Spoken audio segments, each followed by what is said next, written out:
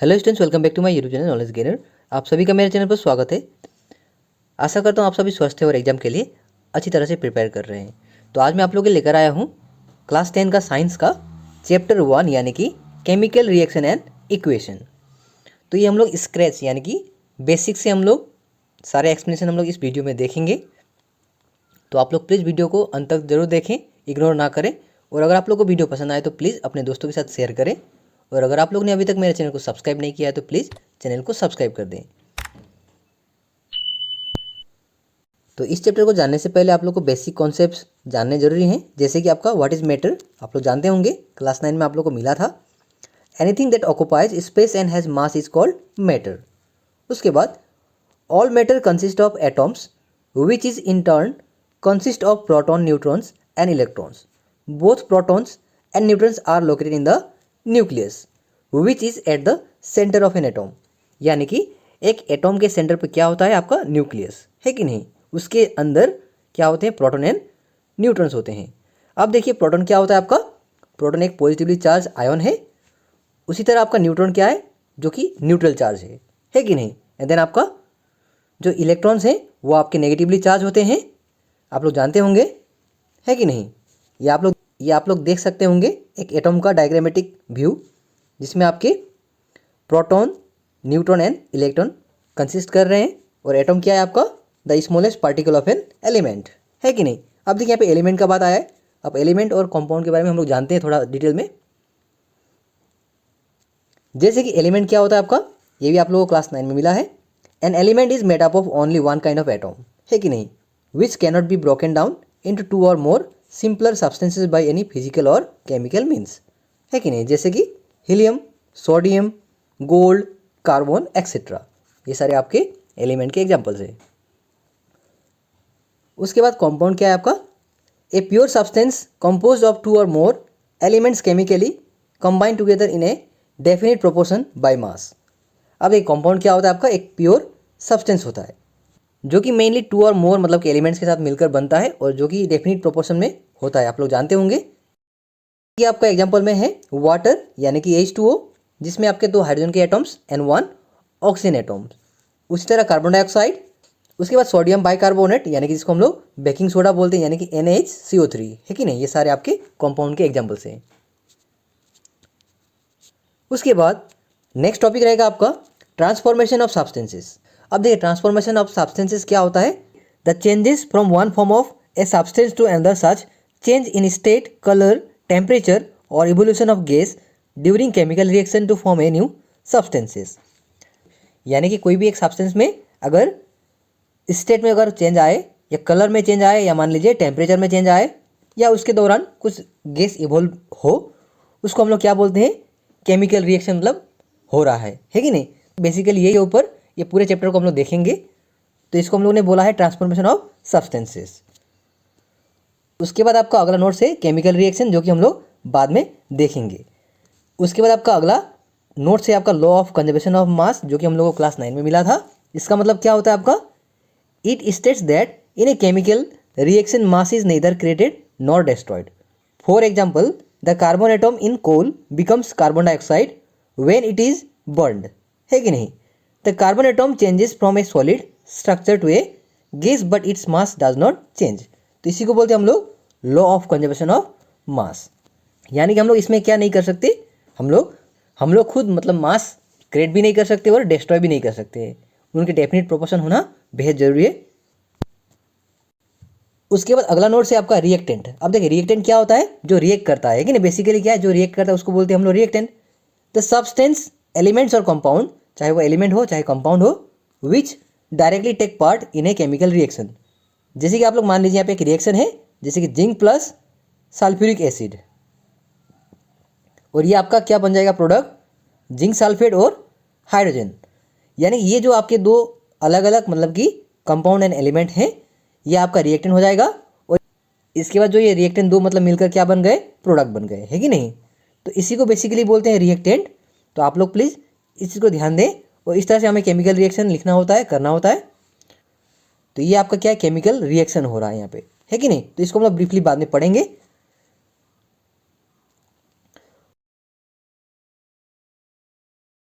उसके बाद आपका अगला नोट्स है प्रोडक्ट्स। अब प्रोडक्ट क्या होता है आपका, the new substance formed as a result of a chemical reaction, यानी कि जो आपका जैसे कि आपका केमिकल रिएक्शन होकर नया सब्सटेंस फॉर्म हुआ है उसी को हम लोग प्रोडक्ट्स बोलते हैं, है कि नहीं।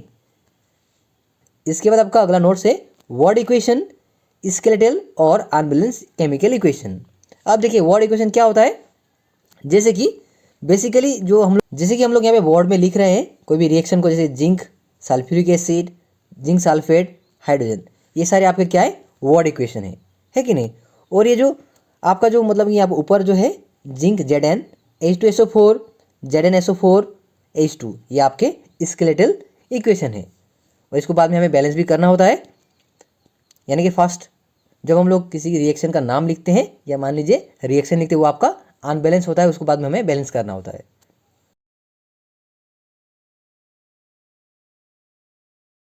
अब देखिए वर्ड इक्वेशन क्या है आपका, the word expression of a chemical equation which shows the change of reactant to their product through an arrow place between them. अब बेसिकली ये एरो का मतलब क्या है फंडा, अब आप जब केमिकल रिएक्शन लिखते हैं कोई भी या आप लोग देखते हैं वहाँ पे बीच में आपका एक एरो साइन होता है, इसका मतलब होता है आपका रिएक्टेंट, ये मतलब दोनों में रिएक्ट हो रहा है, रिएक्शन हो रहा है कि नहीं। उसके बाद reactant written on the left hand side of the equation with a plus sign between them. अब जैसे कि जो रिएक्टेंट है आपका ये हमेशा आपके क्या है लेफ्ट हैंड साइड में प्लेस होता है और आपका इसमें प्लस साइन भी यूज होता है। Then arrow shows the change of reactant to products. उसके बाद जो एरो है ये एरो आपको क्या बताता है, they shows the change of reactant to products, है कि नहीं। उसके बाद अगला पॉइंट है आपका products written on the right hand side of the equation with plus sign between them. उसी तरह आपका जैसे रिएक्टेंट आपके लेफ्ट हैंड साइड में प्लेस होता है उसी तरह आपका प्रोडक्ट राइट हैंड साइड में प्लेस होता है। उसके बाद आपका अगला नोट से स्केलेटल और अनबैलेंस केमिकल इक्वेशन। अब इसका मतलब क्या है आपका, an equation having unequal number of atoms of one और more elements in the reactant and products, इसी को हम स्केलेटल और अनबैलेंस केमिकल इक्वेशन बोलते हैं। आई होप आप लोग को बेसिक कॉन्सेप्ट जो भी है क्लास 9 में हम लोग ने जो पढ़ा था वो एक क्विक रिवीजन हो गया। अब आगे बढ़ते हम लोग इस लेसन के नोट्स के ऊपर जो कि हम लोग को जानने चाहिए और काफ़ी इंपॉर्टेंट है।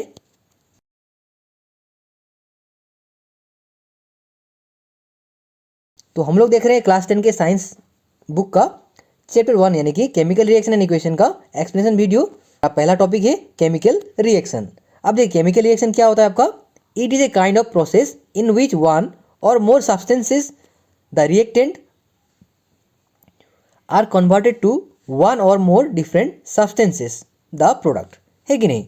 यानी केमिकल रिएक्शन क्या होता है आपका ऐसा प्रोसेस है जिसमें एक या एक से बहुत ज़्यादा मतलब कि रिएक्टेंट शामिल होकर एक नया प्रोडक्ट बनते हैं, है कि नहीं, जिसको हम लोग राइट हैंड साइड में लिखते हैं प्रोडक्ट एंड आपका जो रिएक्टेंट होता है वो आपका लेफ्ट हैंड साइड में हम लोग प्लेस करते हैं और उसके बीच में हम लोग क्या देते हैं, एरो देते हैं, है कि नहीं।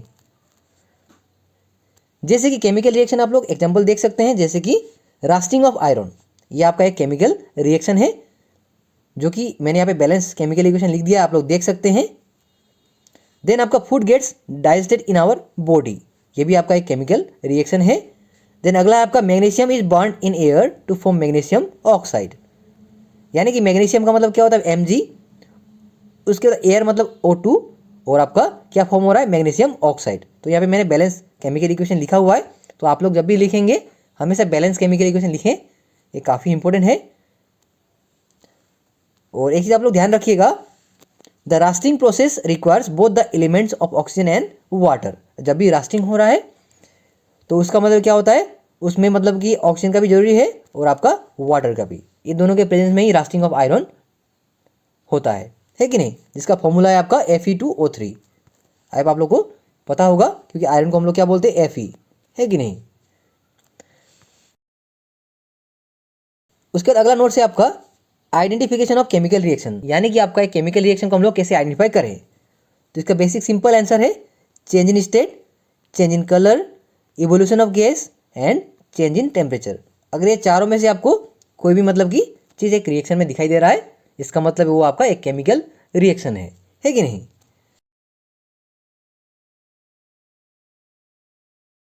उसके बाद आपका अगला पॉइंट है physical state of the reactant and the products are mentioned to make chemical reaction more understandable. यानी कि जब भी हम लोग रिएक्शन लिखते हैं, अब जैसे कि मान लीजिए एक मतलब कि वर्ड इक्वेशन दिया गया है, magnesium is bond in air. इसको अगर हम लोग केमिकली दिखाएंगे तो कैसे लिखेंगे हम लोग, 2 mg। अब मैग्नीशियम क्या है आपका, सॉलिड है कि नहीं, प्लस O2 आपका गैस है, रिएक्टेंट साइन हीट हो रहा है यहाँ पे क्योंकि बर्न कर रहे हैं हम इसको, ये आपका 2MgO फॉर्म हो जाएगा जो कि आपका सॉलिड है। अब देखिए यहाँ पे क्या बोला गया था हमें नोट्स में कि physical state of the reactant and the products are mention to make chemical reaction more understandable. यानी कि जब भी हम लोग यहाँ पे जो SGS ये लिख रहे हैं, इसका मतलब है कि ये जो रिएक्शन है इसको हम लोग थोड़ा और मतलब कि डीपली हम लोग लर्न कर रहे हैं, जान रहे हैं कि ये जो मैग्नीशियम है आपका ये सॉलिड स्टेट में है कि नहीं।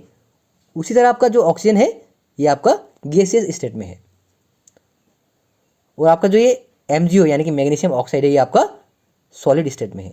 यानी कि हमें हमेशा केमिकल रिएक्शन में ये भी लिखना बेहद जरूरी है ताकि ये हमें और अंडरस्टैंडेबल और इजीली हम लोग इसको जान सकें, है कि नहीं।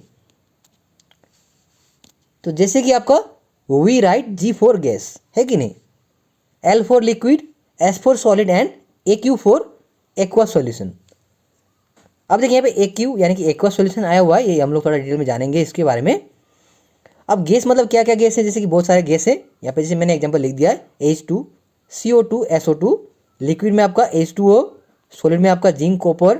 उसके बाद आपका एक्वस सॉल्यूशन जो है इसका मतलब क्या है, the solution in which water acts as a solvent, example sugar solution. अब देखिए यहाँ पे जो सॉल्वेंट आया हुआ है, अब सॉल्वेंट मतलब क्या है, मान लीजिए ये भी आपका एक कन्फ्यूजन रहेगा, क्लास 9 में आप लोगों को मिला था, तो ये सॉल्वेंट, सॉल्यूट एंड सॉल्यूशन। जैसे कि मान लीजिए आप लोग एक मतलब कि बिकार में सॉल्ट ले रहे हैं, कुछ सॉल्ट आप लोगों ने डाल दिया है कि नहीं, और आपने वहाँ पे ऑलरेडी पानी ऐड कर दिया है, मान लीजिए इतना पानी आप लोगों ने ऐड कर दिया। उसके बाद आप लोगों ने क्या किया, एक मतलब कि चम्मच से इसको स्टीर कर दिया, इसको मतलब घोल दिया। तो ये जो बिकार में जो था आपका सॉल्ट एंड जो वाटर, वो मिलकर क्या बन गया आपका सॉल्ट सॉल्यूशन, है कि नहीं। यानी कि जो आपने सॉल्ट डाला हुआ था वो आपका है सॉल्यूट। याद रखिएगा, जो भी आप लोग डिजोल्व करना चाहते हैं बिकार में वो आपका सॉल्यूट है।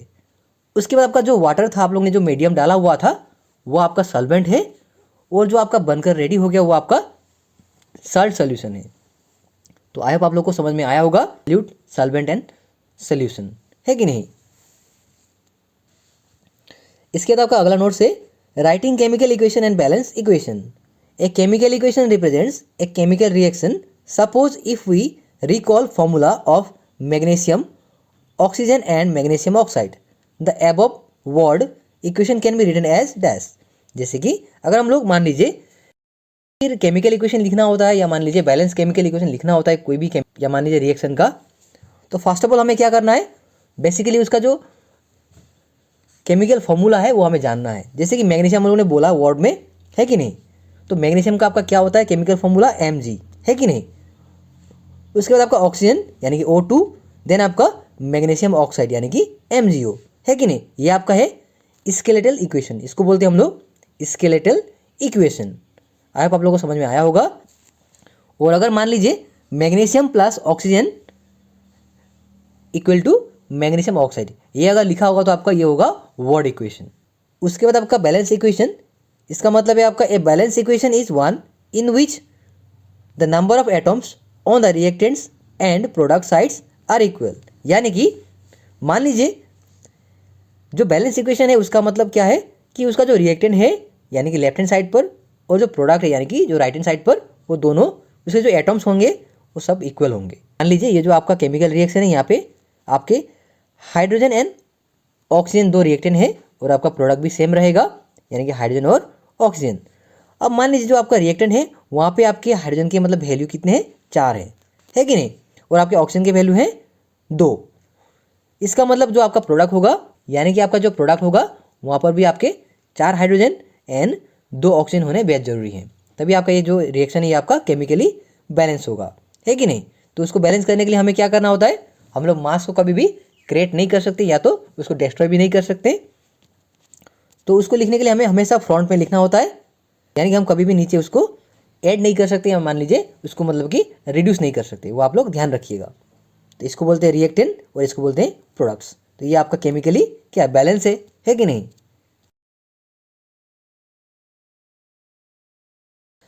उसके बाद आपका अगला टॉपिक है balance equation. We balance a chemical equation so that number of atoms of each element present in the reactions remain same at the reactant and product side.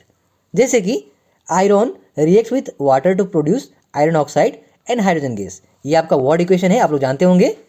तो इसको हमें स्केलेटन में कैसे लिखना है, जैसे कि आप लोग जानते होंगे आयरन को हम लोग Fe बोलते हैं, जो कि वाटर के साथ रिएक्ट हो रहा है यानी कि H2O, और ये क्या फॉर्म कर रहा है, क्या प्रोड्यूस कर रहा है, आयरन ऑक्साइड यानी कि Fe3O4, और आपका एक गैस इवॉल्व हो रहा है जो कि हाइड्रोजन गैस है कि नहीं। अब इसको हमें चेक करना होता है कि ये बैलेंस है कि नहीं, है कि नहीं। तो इसको कैसे चेक करेंगे हम लोग, बेसिकली हम लोग दो बॉक्स बनाएंगे, जिसमें एक तरफ लिखेंगे हम लोग रिएक्टेंट और एक तरफ आपका प्रोडक्ट, है कि नहीं। तो सबसे पहले तो हम लोग रिएक्टेंट में क्या क्या हम लोग देख लेंगे। रिएक्टेंट में आपका क्या क्या है, आयरन एंड, कि नहीं। तो आयरन आपका रिएक्टेंट साइड में कितने हैं, एक है। अब आप लोग काउंट करें, प्रोडक्ट में आपका आयरन जो है वो कितना है, 3 है। यानी कि फर्स्ट स्टेप में आपको क्या है, यहाँ पे बैलेंस नहीं है, इसलिए हमें ये स्टेप को यहीं पे बंद कर कर हमें इसको बैलेंस करना होता है। तो बाकी आप लोग रिएक्टेंट चेक मत करें, क्योंकि आपका फर्स्ट ही मतलब क्या है, बैलेंस नहीं है, इसलिए आप लोग पहले आयरन को बैलेंस कर लें।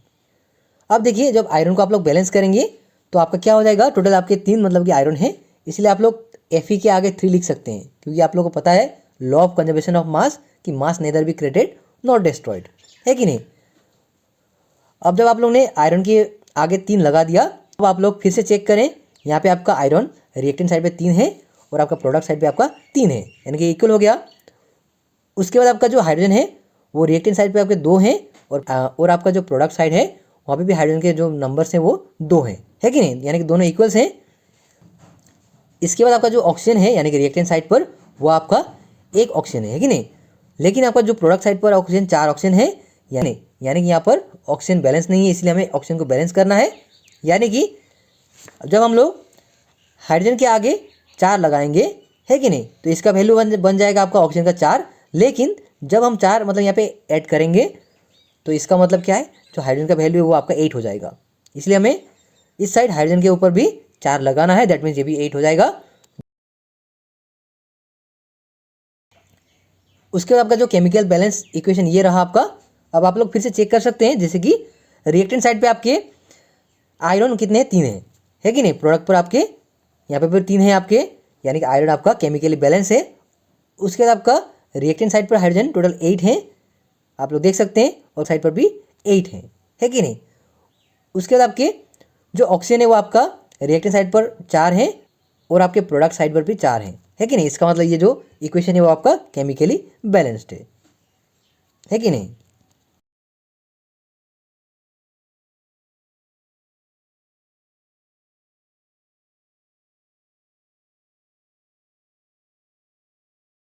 जैसे कि आप लोग यहाँ पे देख सकते हैं, 3 most common forms of iron oxide, ये भी काफ़ी इंपॉर्टेंट है। जैसे कि आयरन ऑक्साइड के 3 मेजर फॉर्म्स होते हैं, वो है आपका मैग्नेटाइट, मैग्नेमाइट एंड हेमेटाइट, है कि नहीं। ये भी आपका क्वेश्चन आ सकता है, तो आप लोग प्लीज़ लिख लें। इसके बाद आपका अगला नोट्स है टाइप्स ऑफ रिएक्शन। जैसे कि पहला है आपका कॉम्बिनेशन रिएक्शन। इसका मतलब आपका क्या है, द रिएक्शन इन विच 2 और more substances combine to form a new single substance, कि 2 सब्सटेंस कॉम्बाइन होकर एक सिंगल सब्सटेंस फॉर्म होता है, उसी को आपका कॉम्बिनेशन रिएक्शन बोलते हैं। जैसे कि मान लीजिए, एक सिंपल एग्जांपल मैं देता हूँ आप लोग को। मान लीजिए कार्बन और आपका ये जो ऑक्सीजन है, ये दोनों मिलकर क्या बनेंगे, आपका कार्बन डाइऑक्साइड, है कि नहीं। तो ये आपका क्या बनेंगे, कार्बन डाइऑक्साइड। तो ये आपका क्या है, कॉम्बिनेशन रिएक्शन है, यानी कि 2 मतलब कि अलग सब्सटेंस मिलकर एक सिंगल सब्सटेंस फॉर्म हुआ है कि नहीं। तो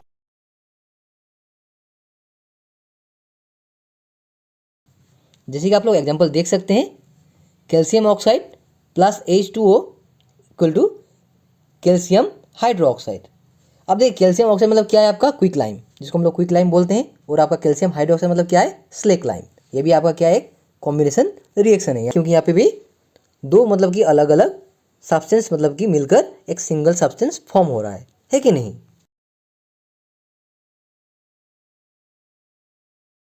उसके बाद आपका जो अगला इंपॉर्टेंट नोट है वो है आपका calcium hydroxide CaOH2 is use as white washing walls.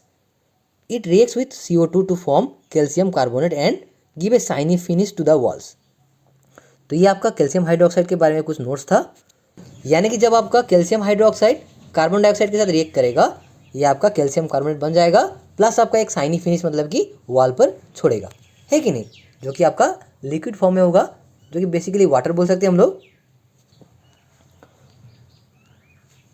उसके बाद आपका जो बर्निंग ऑफ कोल है ये भी आपका कॉम्बिनेशन रिएक्शन है. जैसे कि जब कार्बन आपका ऑक्सीजन के साथ रिएक्ट करेगा तो ये आपका क्या बन जाएगा, कार्बन डाइऑक्साइड, और साथ में आपका हीट एंड लाइट भी प्रोड्यूस होगा, है कि नहीं. It undergoes combustion reaction. It is a type of reaction in which chemical species experiences oxidation by undergoing a reaction with the oxidising agent which results in emission of energy in the form of heat. ये आपका burning of coal का definition है. यानी कि basically हम लोग क्या बोल सकते हैं, कॉम्बसन जो है वो भी आपका एक प्रकार का कॉम्बिनेशन रिएक्शन है कि नहीं. अब देखिए यहाँ पे जो ऑक्सीडाइजिंग एजेंट का बात आया हुआ है, यानी कि बेसिकली ऑक्सीडेशन एंड रिडक्शन. तो इसका टॉपिक भी आप लोग को बाद में मिल जाएगा ब्रीफली. तो यहाँ पे आप लोग देख सकते हैं. तो ऑक्सीडेशन का मतलब क्या है आपका, the addition of oxygen to the substance, और in other way we also can say the removal of hydrogen from the substance, है. ये आपका ऑक्सीडेशन का नोट्स है. उसके बाद आपका जो रिडक्शन है उसका मतलब क्या है, the removal of oxygen from a substance, है कि नहीं. ये आपका ऑक्सीडेशन एंड रिडक्शन. अब फिर से हम लोग आते हैं कॉम्बिनेशन रिएक्शन के ऊपर. अब देखिए कॉम्बिनेशन रिएक्शन आपका दो तरह का होता है. एक तो आपका हो गया एक्सोथर्मिक और एक आपका हो गया एंडोथर्मिक. यानी कि combination reactions are two types. अब देखिए एक्सोथर्मिक रिएक्शन मतलब क्या होता है, the chemical reaction that releases heat energy along with the formation of products. जैसे कि आप लोग यहाँ पे देख सकते हैं कुछ एग्जांपल्स. जब भी आपका मीथेन ऑक्सीजन के साथ रिएक्ट करेगा ये आपका कार्बन डाइऑक्साइड फॉर्म करेगा, रिलीज करेगा, देन आपका along with heat and steam, है कि नहीं. ये आपका एक एक्सोथर्मिक रिएक्शन का एग्जाम्पल है. आप लोग बाकी भी एग्जाम्पल देख लें जो कि एक्सोथर्मिक रिएक्शन के एग्जाम्पल्स हैं. इसके बाद आपका अगला पॉइंट है एंडोथर्मिक रिएक्शन. इसका मतलब क्या है आपका, the chemical reactions in which heat energy is absorb by reactants to form a particular products. जैसे कि आपको मान लीजिए नाइट्रोजन जो कि ऑक्सीजन का रिएक्ट करेगा इन प्रेजेंस ऑफ हीट, वो आपका क्या बन जाएगा, नाइट्रिक ऑक्साइड बन जाएगा, है कि नहीं. ये आपका एक एंडोथर्मिक रिएक्शन है.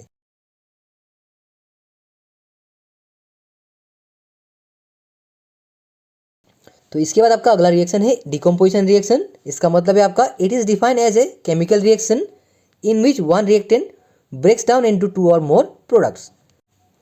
तो इसका आप लोग जनरल फॉर्म देख सकते हैं. जैसे कि एक सिंगल सब्सटेंस से आपके दो अलग अलग सब्सटेंस फॉर्म होना, ये आपका डिकम्पोजिशन रिएक्शन का एग्जांपल है. जैसे कि एलिमेंट्स और कंपाउंड दो अलग अलग मतलब कि सब्सटेंस मिलकर एक अलग मतलब कि क्या होता है, प्रोडक्ट का फॉर्म होता है. जैसे कि कार्बन डाइऑक्साइड आपका क्या होंगे, दो अलग पार्टिकुलर मतलब सब्सटेंस बन जाएंगे, मतलब कार्बन और ऑक्सीजन, उसी को बोलते हैं आपका डिकम्पोजिशन रिएक्शन. जैसे कैल्शियम हाइड्रोक्साइड जो है वो आपका सेपरेट हो जाएगा आपका कैल्शियम ऑक्साइड और वाटर में, तो इसी को बोलते हैं आपका डिकम्पोजिशन रिएक्शन. उसके बाद आपका अगला पॉइंट है decomposition reaction are basically three types. जैसे कि ए में आपका है थर्मल डिकम्पोजिशन. इसका मतलब है आपका when A decomposition reaction is carried out by heating. मतलब जब भी कोई भी एक रिएक्शन हीटिंग के बदौलत मतलब कि कंटिन्यू होगा उसको बोलते हैं हम लोग थर्मल डिकम्पोजिशन. जैसे कि आप लोग देख सकते हैं एग्जाम्पल में कैल्शियम कार्बोनेट को आपका हीट देकर calcium oxide and carbon dioxide बनाया गया है कि नहीं. ये आपका एक थर्मल डिकम्पोजिशन का एग्जाम्पल है. उसके बाद आपका अगला एग्जाम्पल है जैसे कि कॉपर प्लस ऑक्सीजन, साथ में आपका हीट भी दिया गया है, देन क्या फॉर्म होगा आपका कॉपर ऑक्साइड, मतलब ब्लैक कॉपर ऑक्साइड, है कि नहीं. ये आपका हो गया थर्मल डिकम्पोजिशन रिएक्शन. देन आपका अगला है इलेक्ट्रोलाइटिक डिकम्पोजिशन. इसका मतलब क्या है, when A decomposition reaction is carried out by electric current. इसका मतलब होता है आपका इलेक्ट्रोलाइटिक डिकम्पोजिशन. तो आप लोग एग्जाम्पल देख सकते हैं.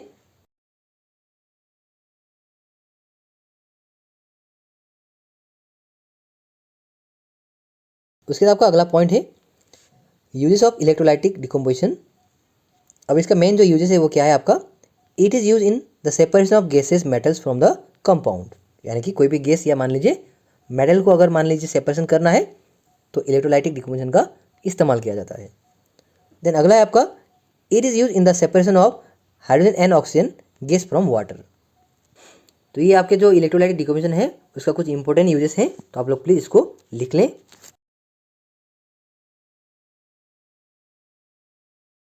इसके बाद आपका अगला पॉइंट है वो आपका है फोटोलाइटिक डिकम्पोजिशन। अब इसका मतलब है आपका it is a type of decomposition reaction in which the reactant that means organic और inorganic is broken down to its constituents by absorbing energy from the photons, है कि नहीं। अब फोटो मतलब क्या है, लाइट है। बेसिकली क्या है फोटो मतलब लाइट या मान लीजिए sunlight. It is also called photochemical decomposition, इसीलिए इसको हम लोग फोटोकेमिकल रिएक्शन भी बोलते हैं।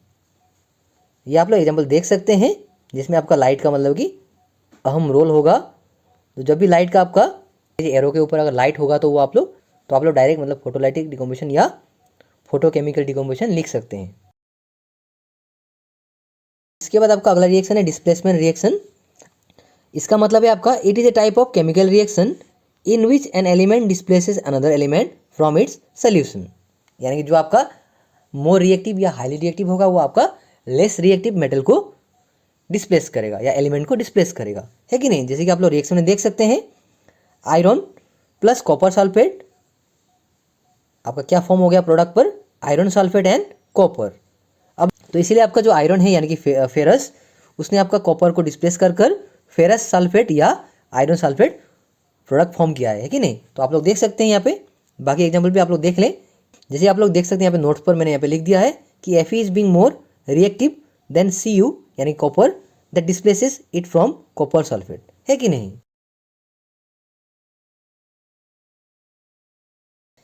इसके बाद आपका अगला रिएक्शन है डबल डिस्प्लेसमेंट रिएक्शन। इसका मतलब है it is a type of reaction where part of one reactant is replace by part of another reactant, यानी कि जो आपका डबल डिस्प्लेसमेंट रिएक्शन होगा वो एक रिएक्टेंट दूसरे रिएक्टेंट को डिस्प्लेस करेगा। यानी कि मान लीजिए जो ए रिएक्टेंट है वो आपका डी रिएक्टेंट के साथ रिएक्ट कर रहा है, वो आपका प्रोडक्ट पर AD फॉर्म कर रहा है कि नहीं। उसी तरह आपका जो बी रिएक्टेंट है वो आपका सी रिएक्टेंट के साथ रिएक्ट कर CB या BC फॉर्म कर रहा है प्रोडक्ट पर, है कि नहीं। तो इस तरह के मतलब रिएक्शन को आप लोग डबल डिस्प्लेसमेंट रिएक्शन कह सकते हैं।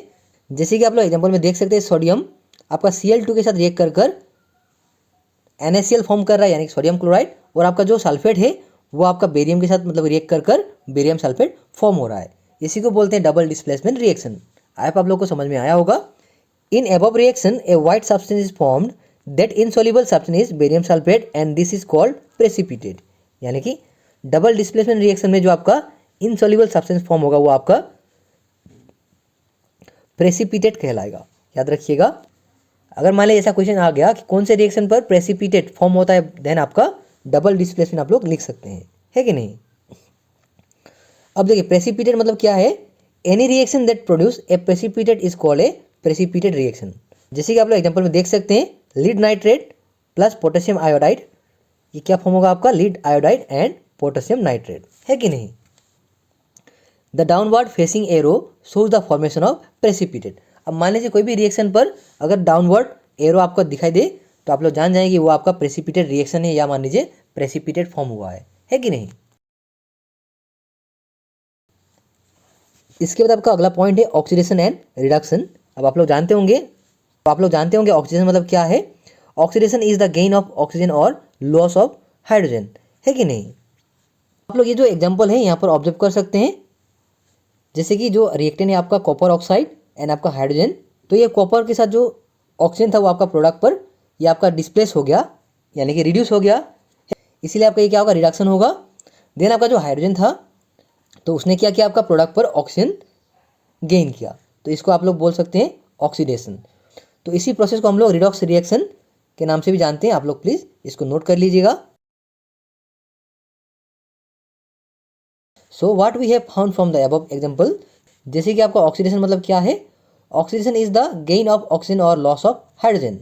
अब आप लोग एग्जांपल देख सकते हैं यहाँ पे, when copper is heated a black colour appears and if in this Cu is reacted with H2 gas then again Cu become brown, है कि नहीं। ये आप लोग देख सकते हैं यहाँ पे।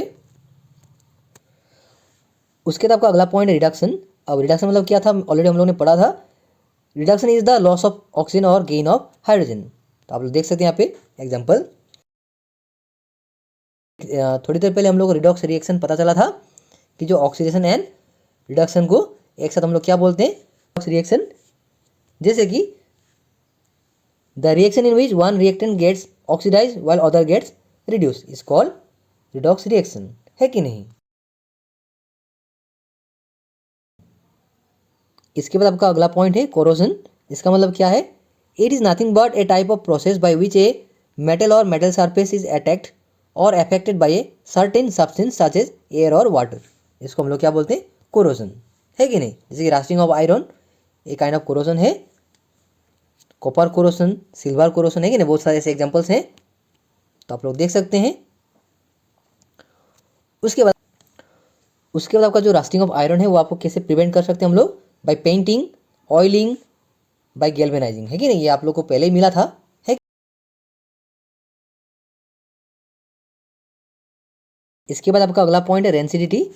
इसका मतलब क्या है आपका, when fats and oils stay in open for long they get oxidise and become rancid, यानी कि old and stale, and their smell and taste change.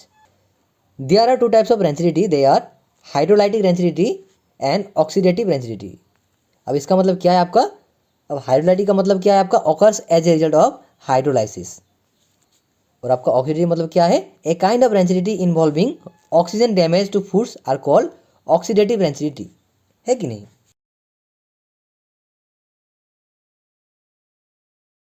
Agents causing oxidation और preventing oxidation, antioxidants and the method of storage determine their stability. जो आपका hydrolytic rancidity था वो आपका क्या था, frying of chips in oil at high temperature, ये आपका एक एग्जांपल हो जाएगा। देन आपका ऑक्सीडेटिव मतलब क्या होगा आपका, अनप्लीजेंट ऑडर और टेस्ट, है कि नहीं। ये सारे आपके ऑक्सीडेटिव रेंसिडिटी के एग्जांपल्स हैं। तो आई होप आप लोगों को समझ में आया होगा जो नोट्स है। तो इसका जो क्वेश्चन आंसर है वो हम लोग नेक्स्ट वीडियो में लेकर आएंगे। तो आई होप आप लोग को वीडियो पसंद आया होगा, आई होप आप लोग को नोट्स सारे समझ में आए होंगे। तो आप लोग को अगर पीडीएफ चाहिए तो प्लीज़ आप लोग कमेंट करें, और इस चैप्टर का आपका क्वेश्चन आंसर नेक्स्ट वीडियो में मैं देने का कोशिश करूँगा।